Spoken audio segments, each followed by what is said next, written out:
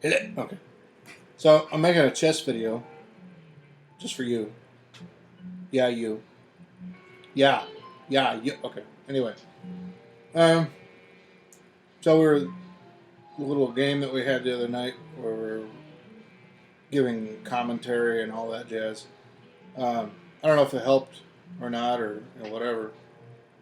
Of course, only study and practice will really help. But some comments and some pointers and rules of thumb might help as well. So I picked out a couple of games that are reasonably short. One where I play white and one where I play black against some people, some recent games on chess.com to kind of show you some of the themes and what it is that I'm thinking when I'm moving pieces. So take it with a grain of salt or don't take it at all or whatever. But like I said, just some of my analysis when I'm playing is what I look for. So let's go ahead and get to it, shall we? One thing I want to mention real quick. You notice this says AWB record won by resignation right here, and then this one is where I play black. I also won by resignation here. I would recommend that if you know that you're in a losing position, to go ahead and resign. I know the old adage, of course, is that no one ever, won a chess game by resigning, which is true, but there's plenty of chess to be played, and to try and gut it out for every game is pointless. It's a fool's errand. So, just let you know that if you find yourself in a losing position, to don't cry about resigning. I mean, just go. It's actually, from what I've read in tournament play, of course, the tournament I haven't been in very many tournaments, but what I've read is that it's considered rude to not resign when you've got a losing position. So, whatever. Take that for whatever you like. But, and the rule of thumb for resignation, by the way, was this: is if you're reasonably equally matched or higher, then especially if they're higher, then if they manage to get a full piece up on you score wise, like if they get a knight for free or a bishop for free or something like that, and you don't equalize, you ought to give some thought to resigning at some point, assuming that you don't have a good position. Like if you got checkmate lined up in the next two moves or whatever, and it's forced or whatever, then duh. But if you ain't got shit, you ain't got no cards. You got no traction going on at all. Just give yourself permission to just go ahead and resign. Save your brain power for the next game because there's plenty of chess to be played. So don't think that you're cheating yourself or whatever. I used to think that, and I used to be all hardcore. I'm not resigning, but it's just stupid. All right. So anyway, so enough of my rant. Let's get right into it. All right. So one more thing here. I'm what I call not what I call. I'm an E4 player. I always play E4. At the end of the universe, most likely, I will play E4. Turn the music down just a little bit.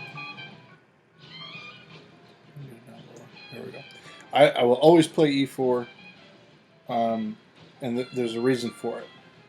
Not because E4 is the absolute best move that there ever has been or whatever, but although that statistically seems to be true, people love E4. But it's because when you're playing white, you're in the driver's seat, at least for the first few moves. And all you really need to know is a handful of the proper responses to E4.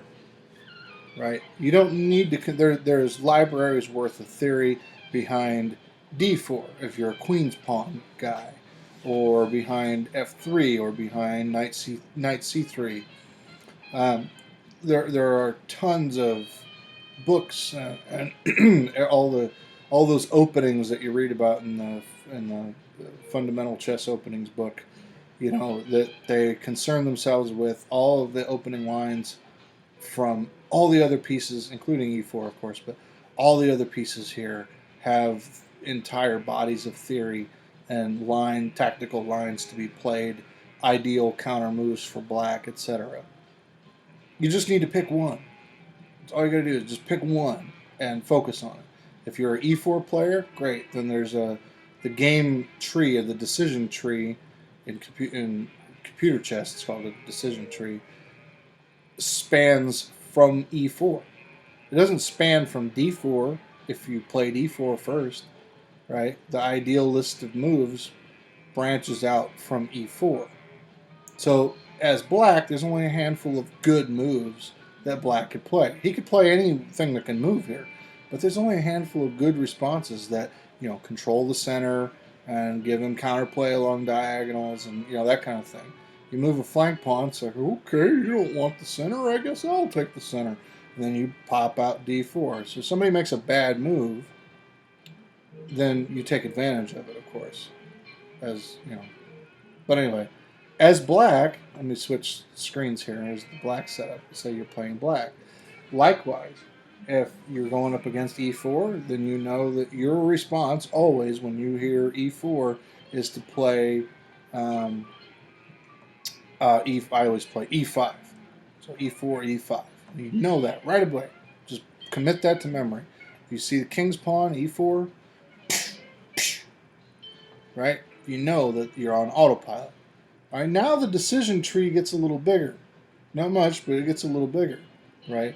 You could do a bunch of other things, right? White could do any number of other moves, specifically because now this key gatekeeper square is freed up with e4.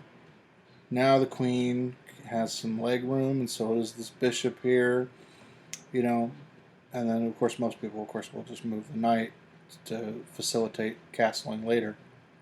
But now, after the first move is over with, assuming you played e4, he played e4, and you play e5, then you just need to look to statistically the top 3 moves that are played after that. And you'll cover probably 90% of everybody you will ever play in chess, because everybody will play probably one of those top 3 moves.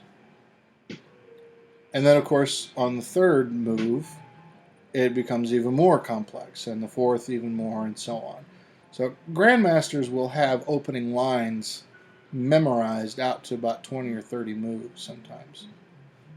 But I would say you should develop at least a working knowledge of at least 5 moves. And 5 full moves, which means, you know, in this case, e4, e5. That's a full move.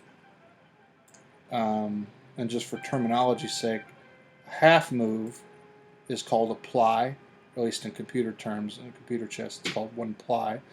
So, all right, so moving past all that jazz. So what am I thinking here? e4. I'm on autopilot. That's what I'm thinking. I'm not really processing. I'm not really crunching any data here. I'm just on autopilot. I know I'm an e4 player. I also know that I think damn near every game I've played on chess.com so far has been responded to by e5, where I've played white. Okay?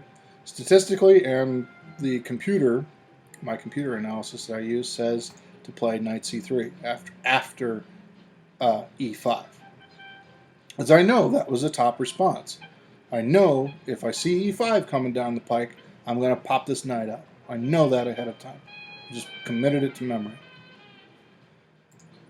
And now we have knight f6, which is one of the accepted, good, solid responses. He threatens this pawn. Take. He wouldn't do that right now unless he had, additional backup. We're getting to that point then. So I back up that pawn. That was the only reason I'm doing that. This is a continuation. I'm not sure what flavor of opening we're looking at here. Couldn't tell you. But it's just I'm playing defensively. All right, so he brings his bishop out. It's a very long accepted The bishop doesn't cost anything to do it.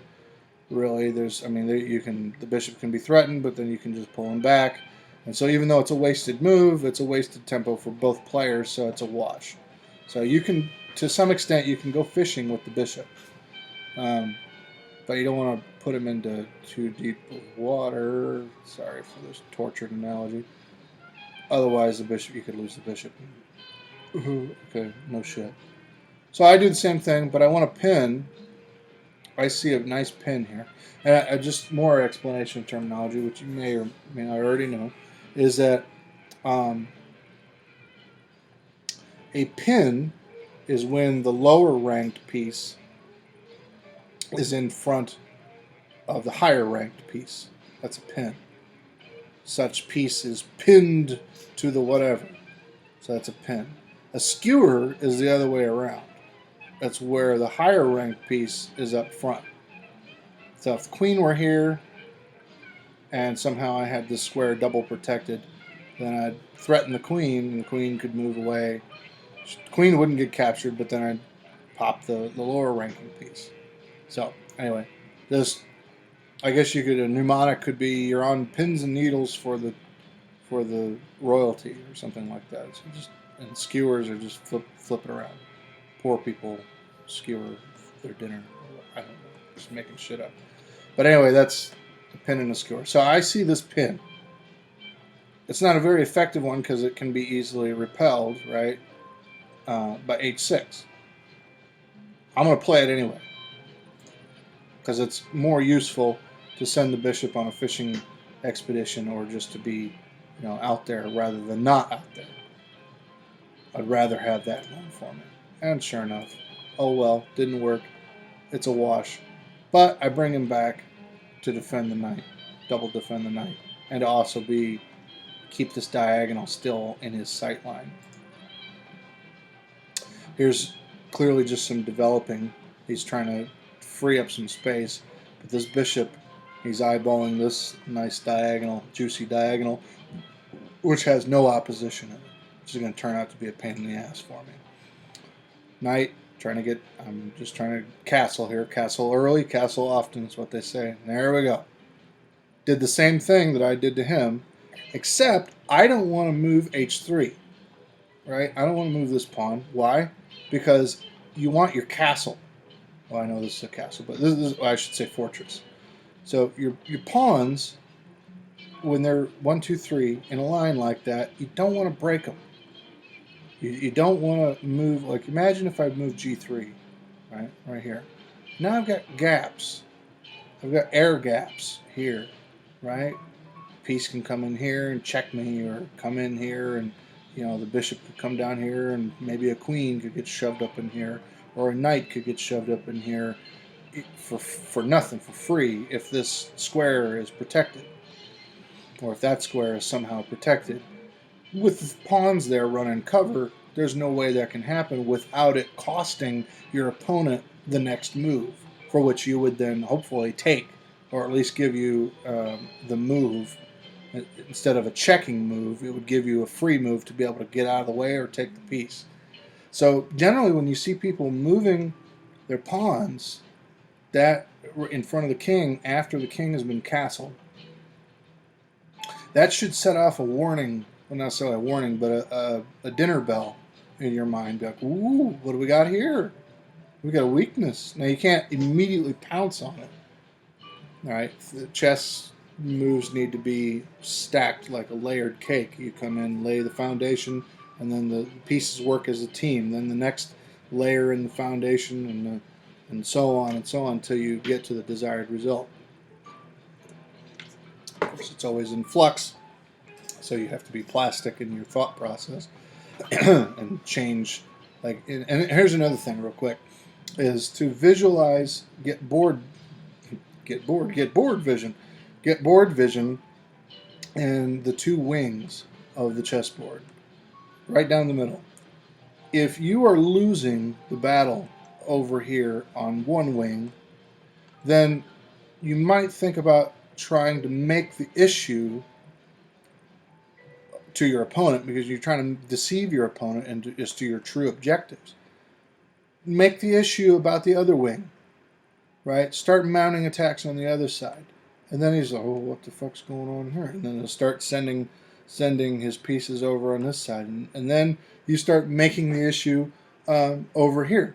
Like, oh, now the issue is on this side. God damn. And pretty soon he'll trip. Well, the theory is he will trip over his own shoelaces somehow in the course of trying to defend two things at the same time. But it's your job, of course, is to make sure that your position is sound and nothing is in a position that can be, taken back or destroyed or whatever. And I think it was some Roman general, or emperor, Seneca, or I don't know, one of those guys that said to defend everything is to defend nothing. And that's true. I mean, everybody says that shit. Oh, it's true, but it's true. To defend everything is to defend nothing. And in chess, I think to some extent you have to. There's a certain amount of attrition that you're going to have to just, eat it. If he's going to suck up three pieces, but you've got checkmate potential, or what's called, or a mating net, or something like that, do it. Let him have the pieces. I mean, you know what moves you're going to make, and you know that they can't be threatened or broken or whatever, then just let him have the pieces.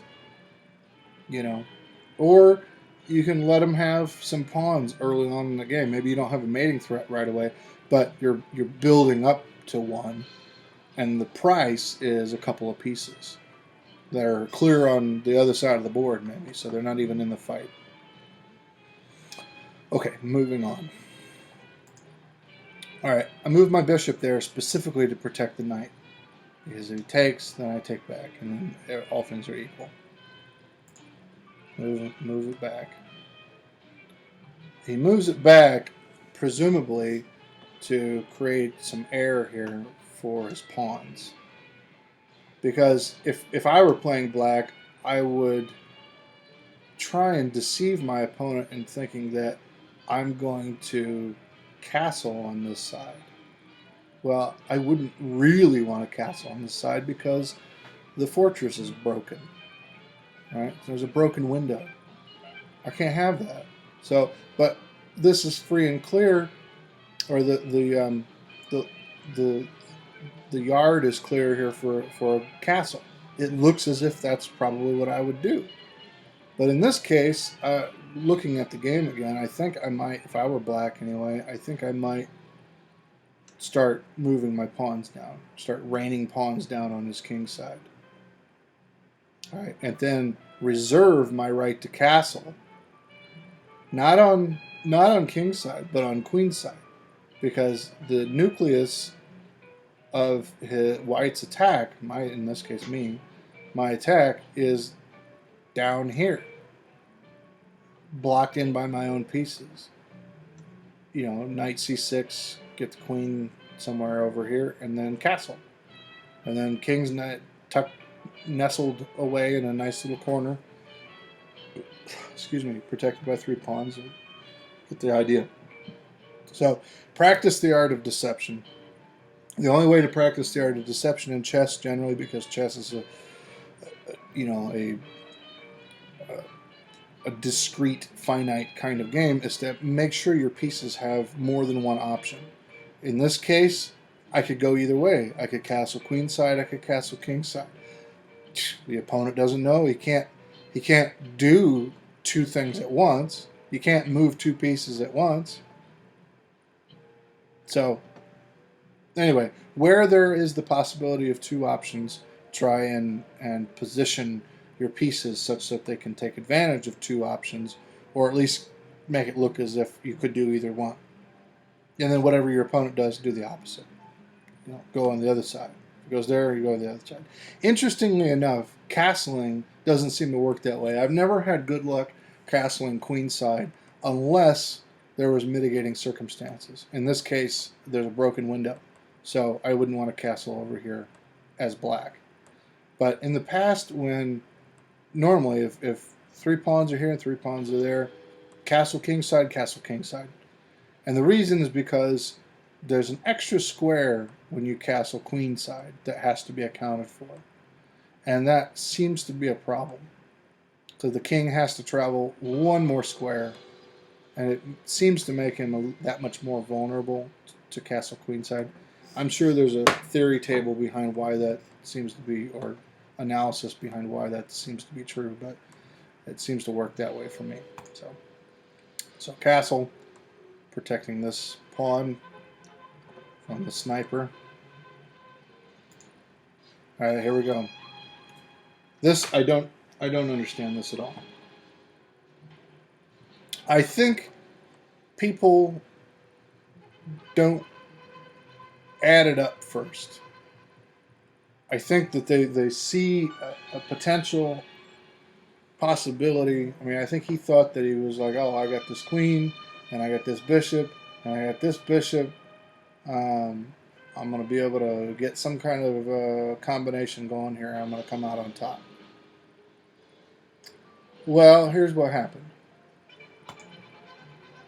I go ahead and take my free square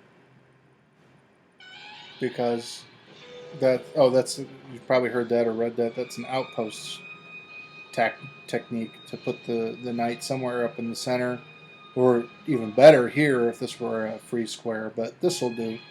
True, he could threaten the knight, and I'll just move him back, or move him over here. The idea, as always in chess, is to make every move you can have a double purpose. It's not always possible. Your opponent will force the situation in such a way that you have to move, and that's the whole point. But where you have the opportunity, try and make every move a double, two-dimensional. It does this and it does that. It does this and it does that.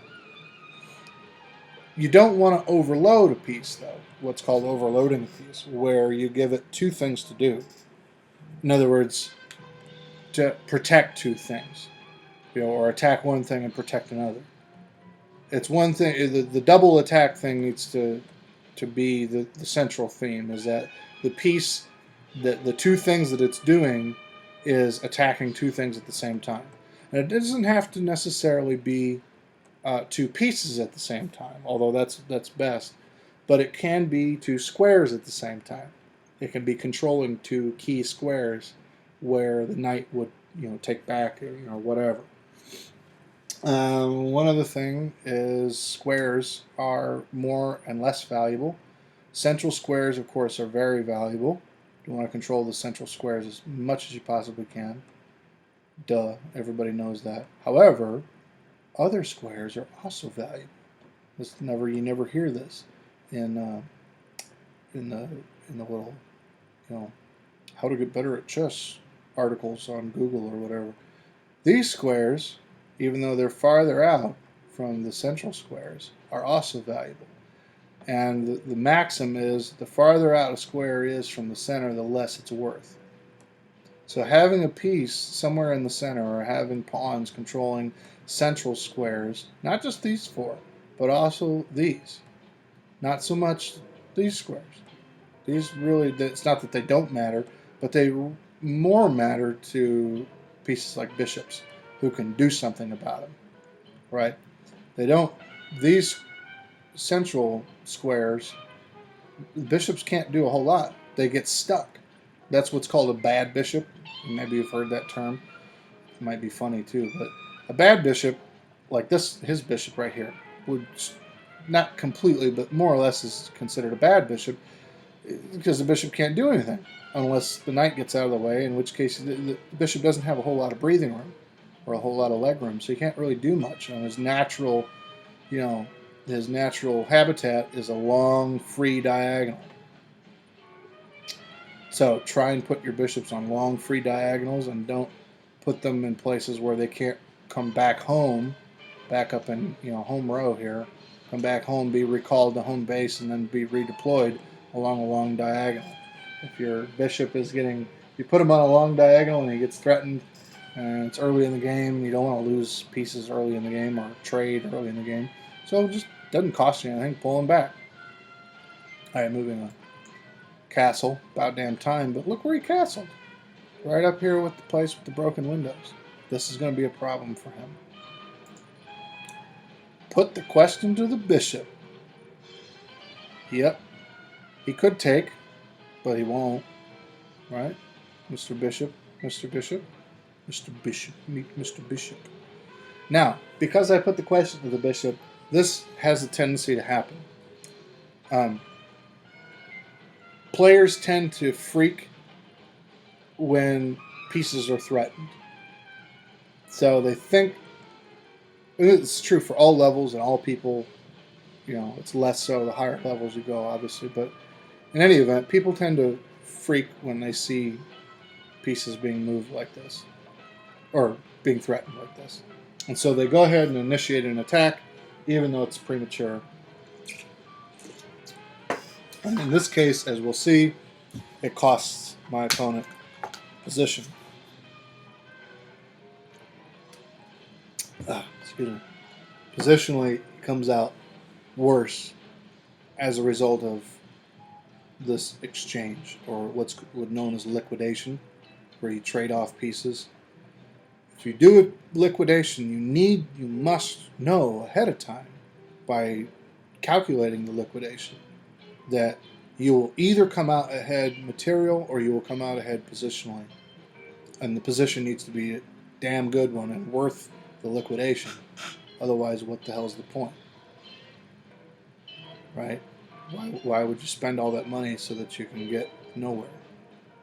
Well, anyway, people they don't think that far ahead, or they get maybe a couple of moves into it in their own mental calculation, and they don't realize that they're not going to come out ahead. So there's another maxim, which is to take is a mistake. That's not always true, but it is true probably for the first 75% of the game, maybe certainly the first 50% of the game. Taking pieces is often a mistake because your focus in the opening, and really up into, to some extent, to mid-game or through mid-game, is posturing. You really need to posture your pieces well, so that when an attack comes, or when your opponent makes an attack, hopefully your position will be sound enough that it will repel that attack. And in this case, I mean, this doesn't come out well for black. He didn't think that far ahead, and this turns out to be an infection which just grew for black, this gap here in his pawns. So let's see how that works. Let's see how that turned out. Take. Why the hell would you do that? Why would you take? You know you're going to lose that knight. You're going to lose a knight for a pawn. You're going to lose a knight for a pawn, and he thinks he's going to come out ahead because he's got that covered. Right? But as we can see, take, take, take, take. We're beginning the liquidation process. And he thinks that this is going to come out, somehow he's going to come out ahead on this. Take, take back. Keep in mind, everything is thoroughly protected here. This bishop is protected by the pawn, but the pawn isn't doing anything else. He's not overloaded or overworked or whatever, so its position is still sound. Check. That's just called a spite check. Right? He doesn't have any backup anymore. There's nothing here. He can't get any pieces in position now because he's already wasted his check. And he burned up all of his pieces in the course of the liquidation. So he's got nothing. So this is just a spite check. Okay, pull him back. And now what? Now the points are equal, 9 to 9, with the rook and the bishop and the knight and the pawn all add up to the exchange ends up being equal. So he hasn't gained anything, and he's lost all of his pieces that were deployed. These pieces are undeployed. What the hell are they going to do? He's going to waste 1, 2, 3, 4, possibly 5 moves getting these people into scoring position. Sorry, to use a baseball um, analogy there, but getting these guys into the fight is going to waste time, and all that time he's wasting getting these guys into the fight is time that I'm screwing with his plans over here. And that's exactly what happens. Oh shit, good, better get the knight out. Threatens this rook. But I got a pawn for free. That was the only reason I did it. I knew he was going to move the rooks. Ideally, the rook would be here, or maybe the queen would be here, and there would be a fork here. That'd be great. But I knew that he would move the rook to threaten the knight at some point or whatever. And I could just pull my knight back, and I have a pawn for free. So really, in that whole exchange, even though it was even in the exchange, I get a free pawn, and I'm up, at least up a pawn. Move, pull him back. Thanks for the pawn, dumbass. Right? So now, tries to move his knight into a central position. Move the bishop back.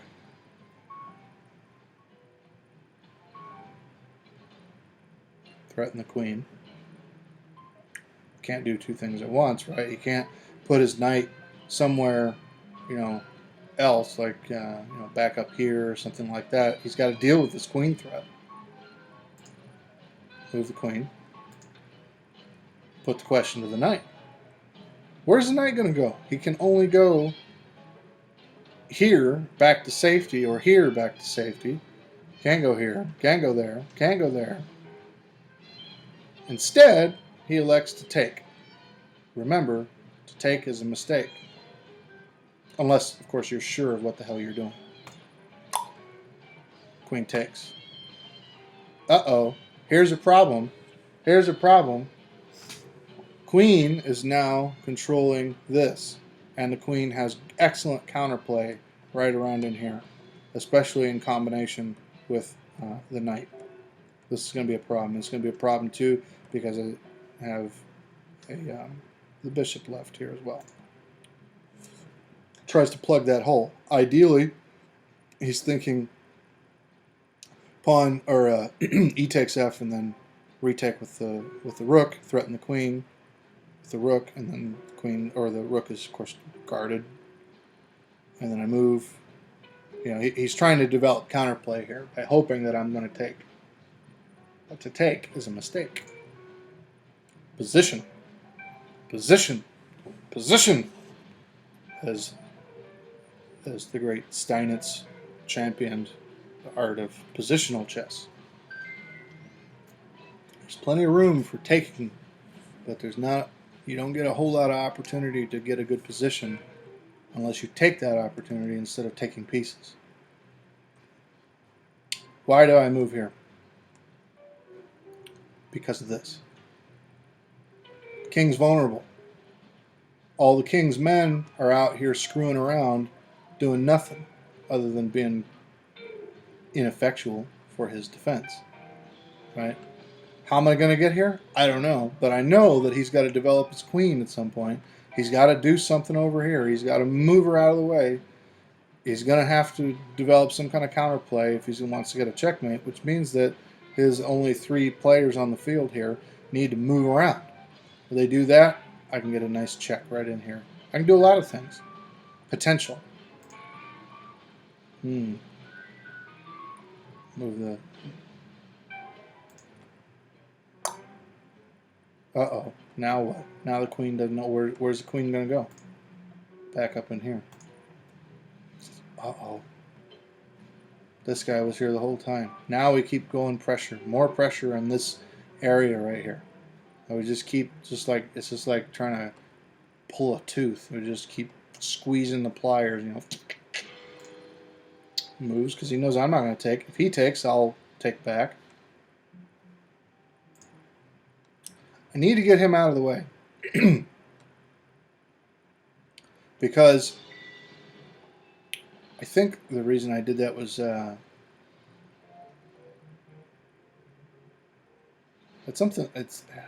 think I was thinking that if the rook gets captured, I wanted Or maybe it was a waiting move.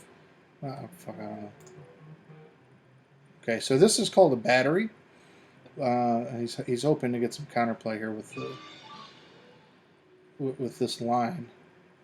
But the battery is useful only when the highway here is completely clear of traffic cones. This pawn here.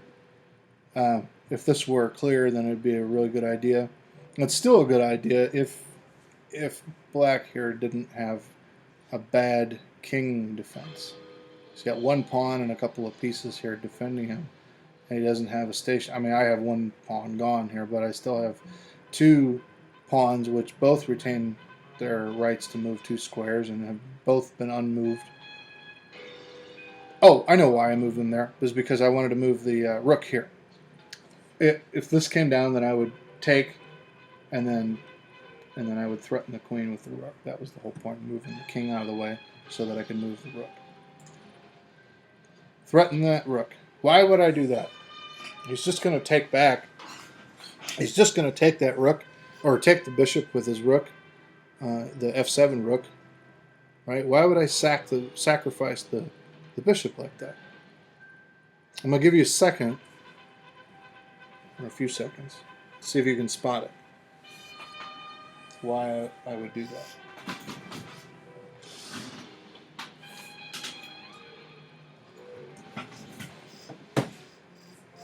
Now, if you need longer, pause the video.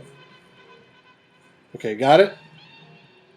Alright. Well, the reason I did that was because if he takes, then knight takes, so I equalize. Well, actually, I'm up by 2 points because I would get a rook. Knight. Let's say he takes rook on f7 takes. I'll just use the abbreviation annotation. Rook takes bishop.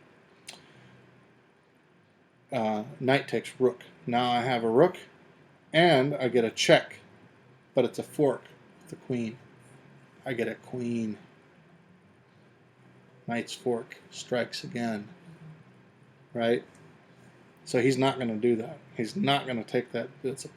Anytime you do that, and you have on the next move a detrimental move for your opponent like that, that's called a poisoned piece.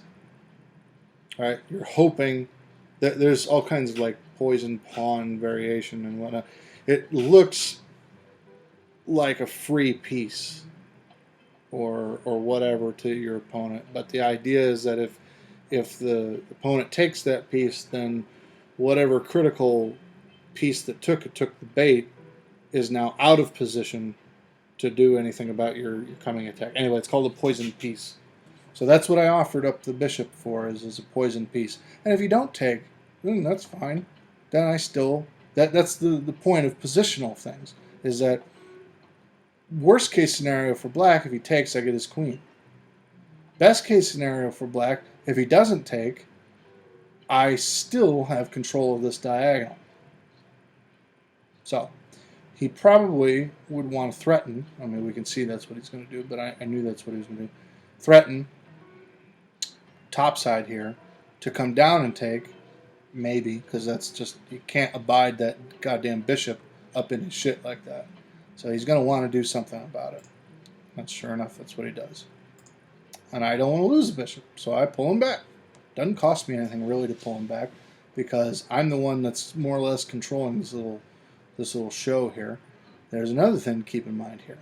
This is another thing that I saw, was this diagonal leads to a check. Queen has complete control of this diagonal. He's going to need to develop some counterplay with these bishops. If he hopes to checkmate me at all, he's not going to be able to do it with a lone queen. He's not going to be able to do it with a lone rook. He's going to have to put all three of these guys into play at some point, which means abandoning the protection of his king down here, which means I get a free check. Don't know how that would help me at this point. I just see it as a potential, and keep it on your wish list of things that you would love to see happen. If only your opponent would get the hell out of the way so you could make it happen. Just keep a wish list in your brain of all of these flaws that you see with your opponent's game. I don't know why he did that.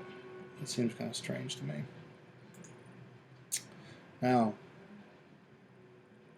this was gearing up for a check here, or not, with the knight at some point, because here again we have, this would have been a when I would, if I could get a check. Here's the thing about the wish list, right? I was just talking about. I want, now that I'm here, it's his move now, right? But I want the knight to be here. That's what I want. He can't take back the knight with the pawn because the pawn is running cover. You can't put yourself in check. I mean, you know that, all right. But the rook is here, which is a pain in the ass. Because if I put it here, then he would take back. But what I want is to put the knight here to get what's called a family check. The family check here is against the king and the queen and a rook. Perfect. Triple check. Jesus. You never see that amongst good players. But anyway. That's what I want. I want that family check.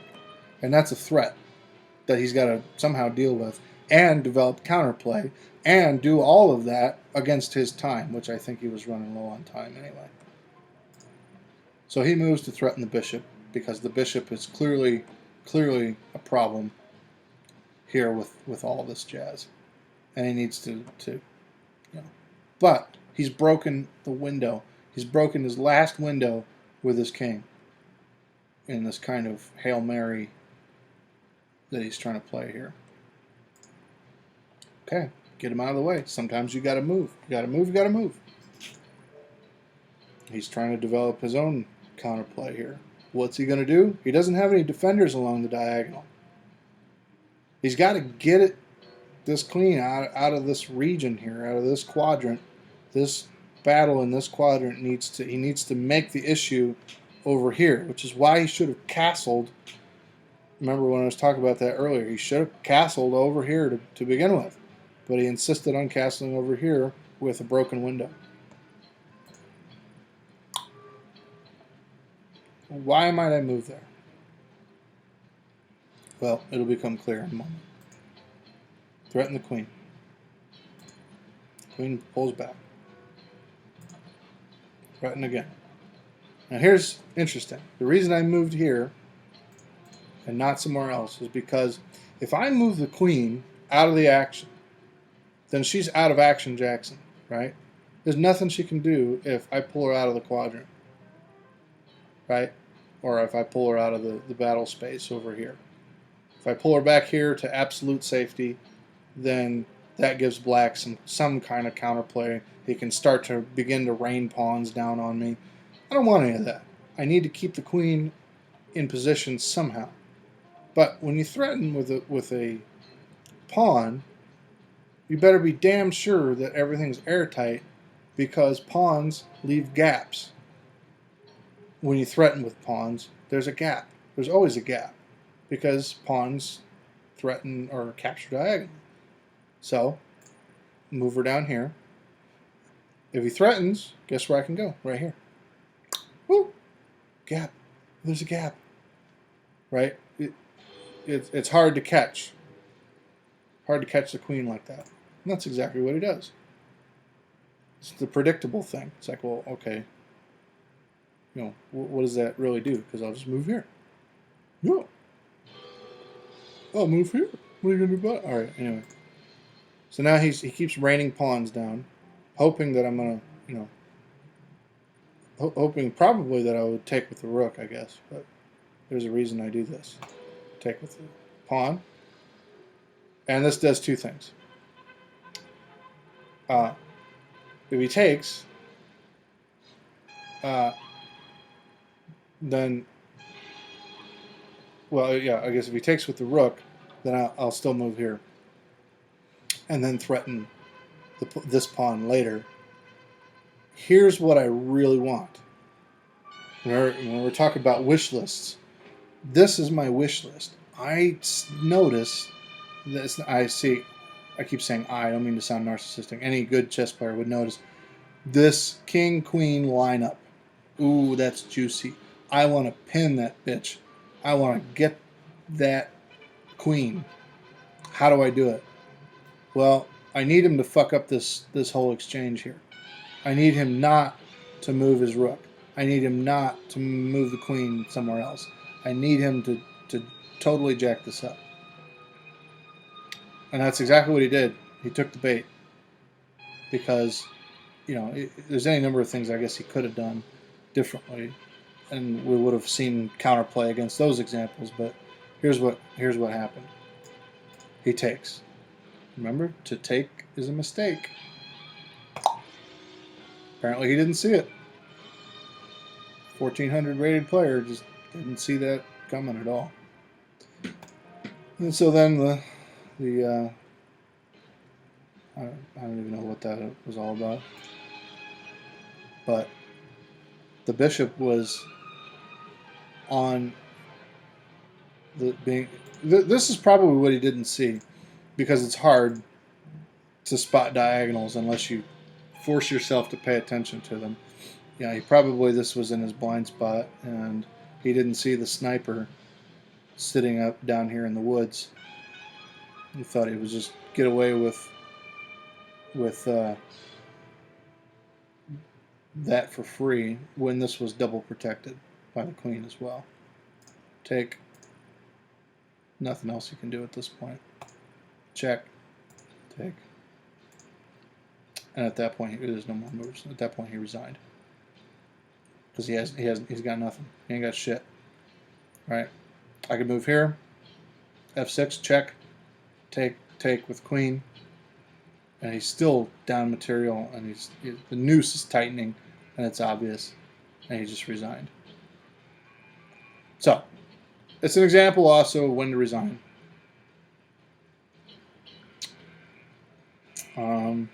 You know, when you're down, clearly down material, you're down, your position sucks.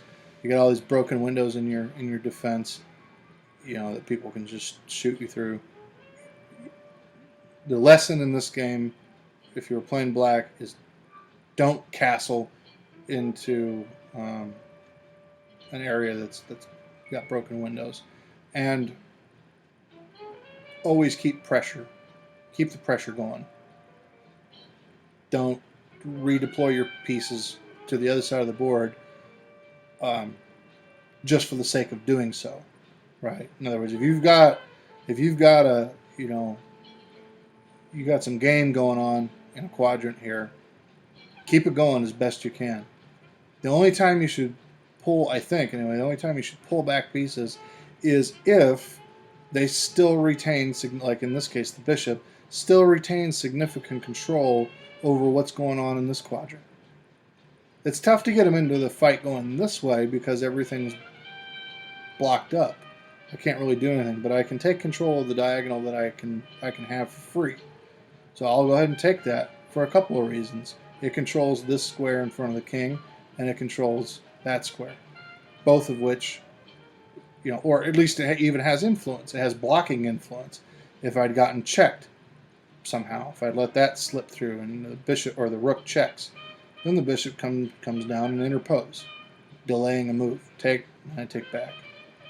Right? So if you're going to redeploy pieces, and you just make sure your king is all protected and snuggled, tucked away safely and guarded by a knight and a bishop or whatever. And then if you've got to redeploy pieces, go ahead and do so to screw with your opponent as to what your real intentions are. But don't do so when you've got some action going on. At that point, everybody needs to come together as a team to take out the king. Okay, so now the next video will be me as black. And it's a little shorter game. So, see you in the next video.